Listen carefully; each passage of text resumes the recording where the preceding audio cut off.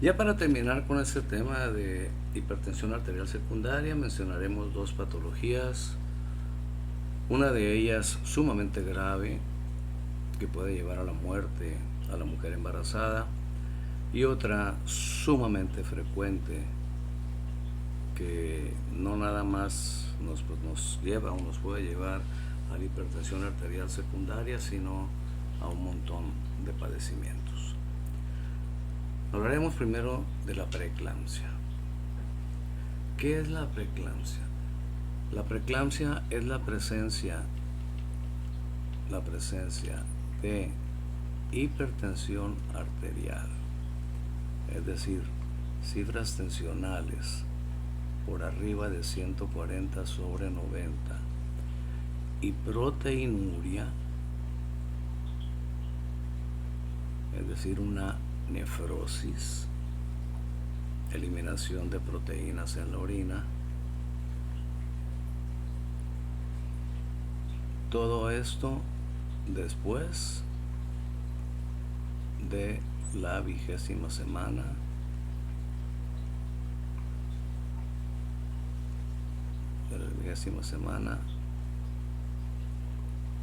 de embarazo. Si es antes de la 20ª semana, no la podemos catalogar como preeclampsia, sino como hipertensión gestacional. Bien, la preeclampsia, si vemos el texto, la fisiopatología no está todavía muy clara, pero sí hay mucha coincidencia en quienes han estudiado esto, de que la culpa la tiene la placenta. Hay una mala placentación, es decir, hay una mala formación y una mala implantación y un mal desarrollo de la placenta, porque hay una proliferación inadecuada del trofoblasto. Si se acuerdan, en embriología, el trofoblasto es el que va a formar a la placenta, y ese trofoblasto debe invadir el endometrio, debe invadir las arterias espiroideas y volverlas más permeables, y no nada más permeables, sino también más distendibles, para que haya un buen aporte de sangre hacia las vellosidades del corion. ¿Sí? Sin embargo, por motivos que todavía no están muy esclarecidos y que parece ser que tienen hasta cierto patrón genético, se lleva a cabo una placentación donde el trofoblasto no invade de manera adecuada a las arterias espirales.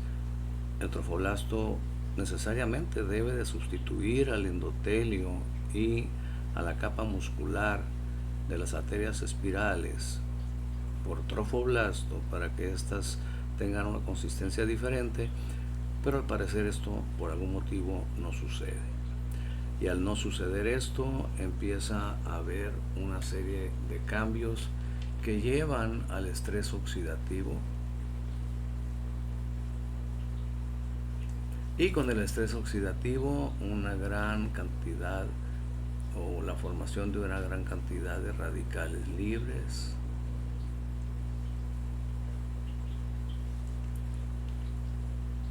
Y todo esto lleva al daño en el riñón, que nos generará la proteinuria y a la hipertensión arterial.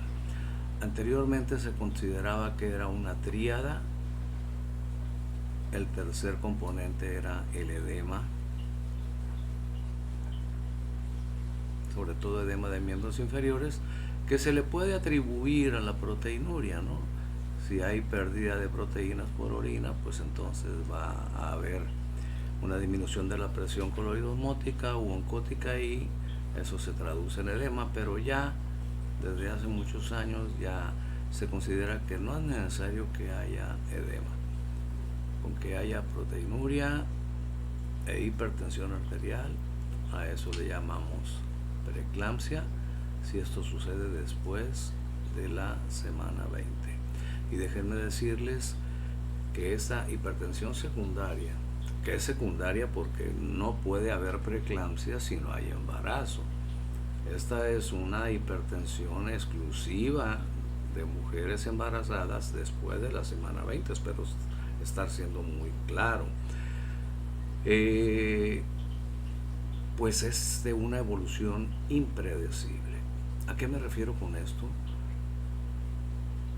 Una paciente que tiene proteinuria y que tiene elevación de la presión arterial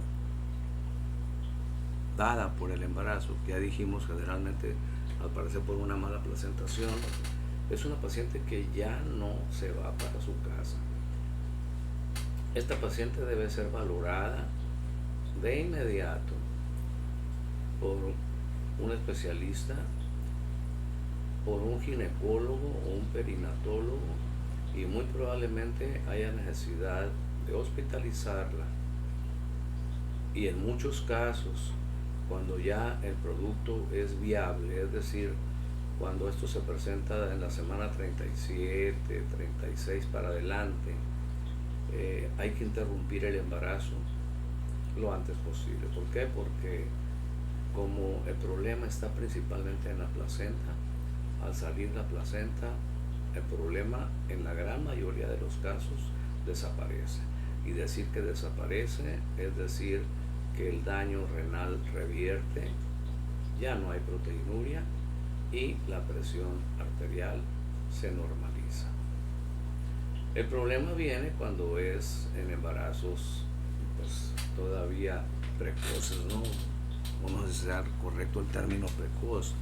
En embarazos, digamos un embarazo, imagínense un embarazo de 23, 24 semanas, en donde el producto pues puede ser viable, pero las probabilidades de sobrevivir son muy pocas.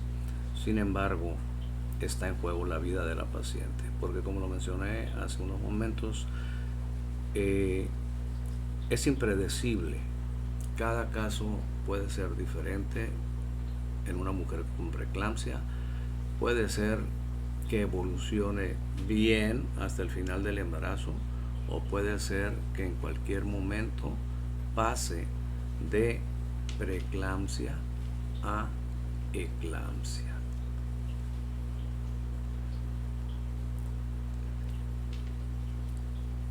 Y el paso de preeclampsia a eclampsia se puede dar en cualquier momento en base a la elevación de la presión arterial, no en base a la proteinuria, en base a la elevación de la presión arterial, que puede elevarse en cualquier momento. Y decimos que la eclampsia evolucionó a eclampsia cuando ya hay datos neurológicos.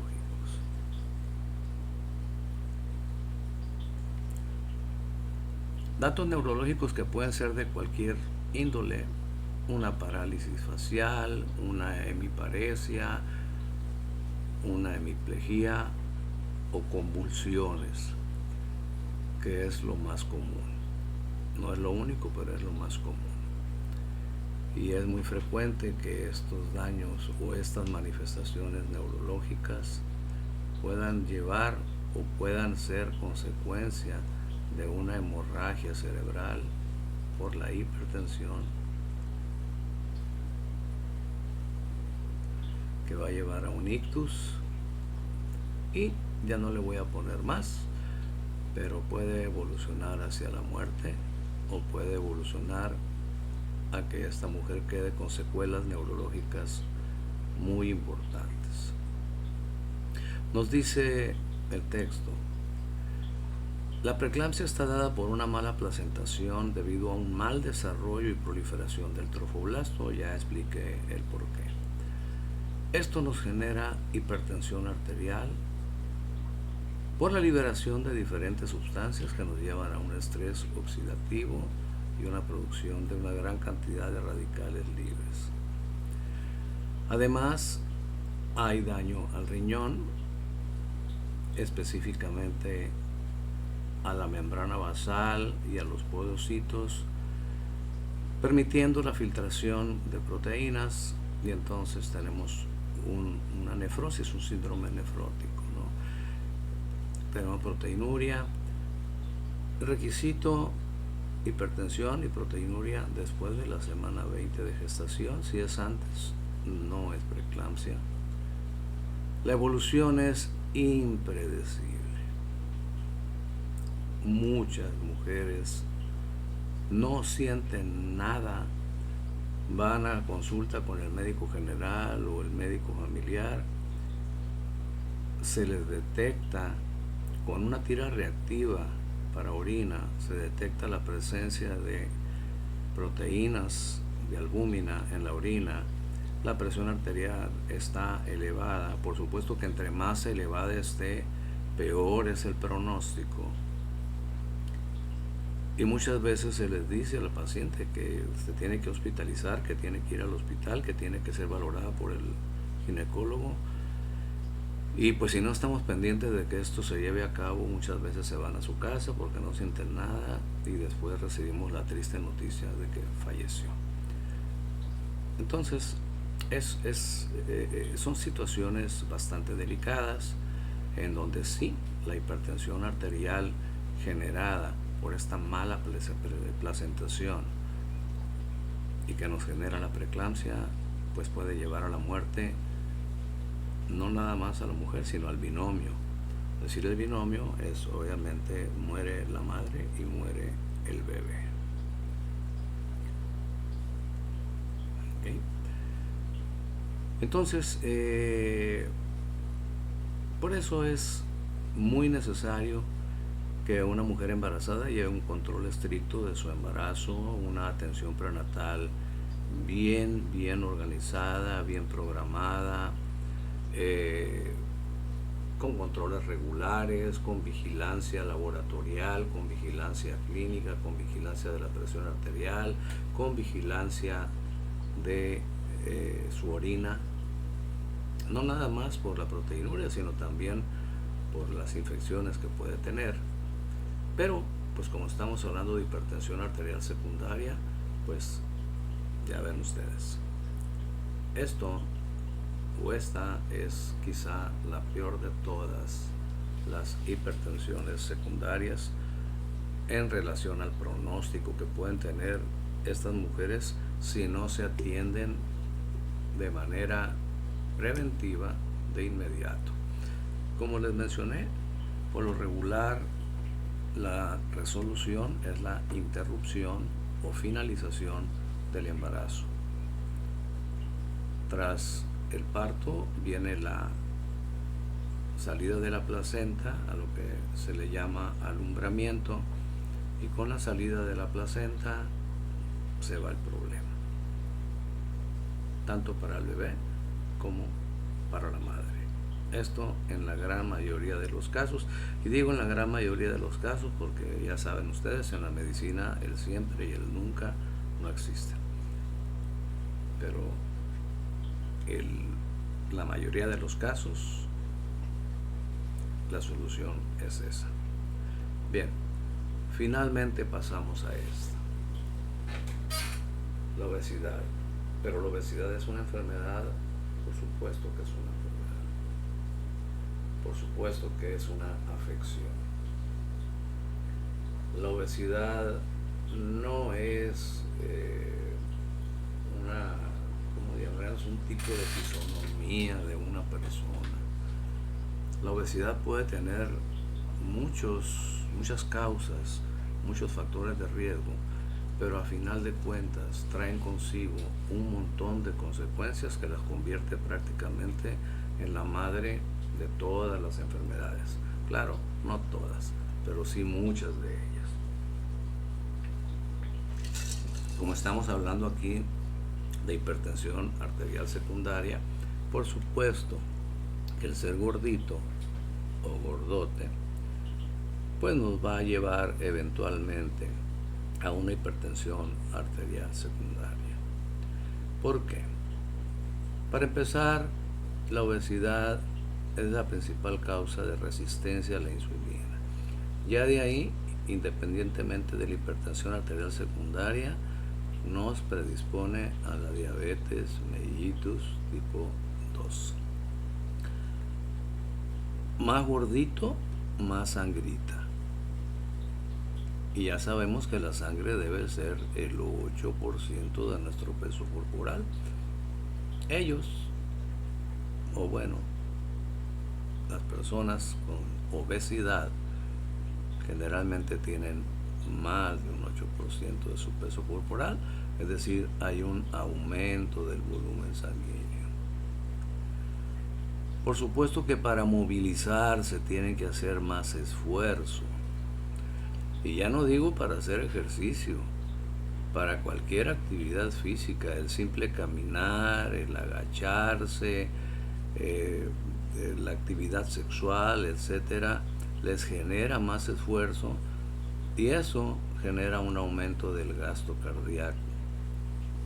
Y ya saben ustedes que la hipertensión arterial es la relación entre gasto cardíaco y resistencias periféricas, que por supuesto que la obesidad nos lleva a aumento de las LDL, nos lleva a aumento del colesterol,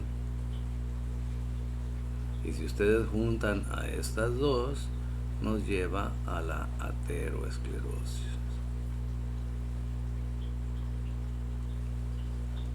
Y ya ustedes saben, la aterosclerosis pues también nos va a llevar a la hipertensión arterial, nos puede llevar a la cardiopatía hipertensiva o a la cardiopatía isquémica. La obesidad, pues hay diferentes criterios para determinar cuando una persona es obesa. Uno de ellos es el índice de masa corporal, pero no es un criterio confiable, es un criterio relativo nada más. Es mucho más confiable el perímetro de cintura o el perímetro abdominal, sobre todo para riesgo cardiovascular. Pero independientemente de eso, la obesidad se ve, no necesitamos mucho medir, se ve.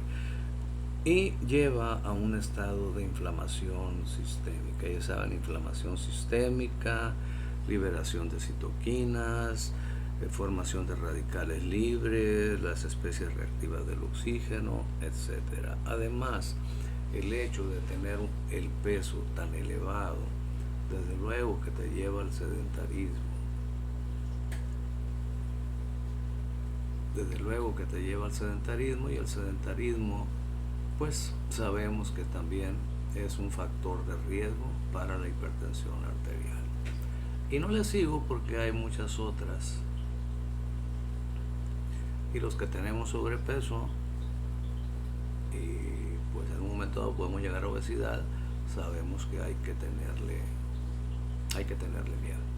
Y bueno, hay muchas formas de prevenir, combatir la obesidad, y pues la mejor de ellas es no llegar a esos extremos. ¿Ok?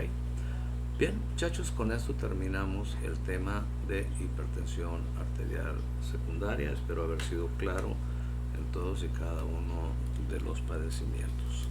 Les agradezco su atención y les pido por favor que lo estudien a conciencia.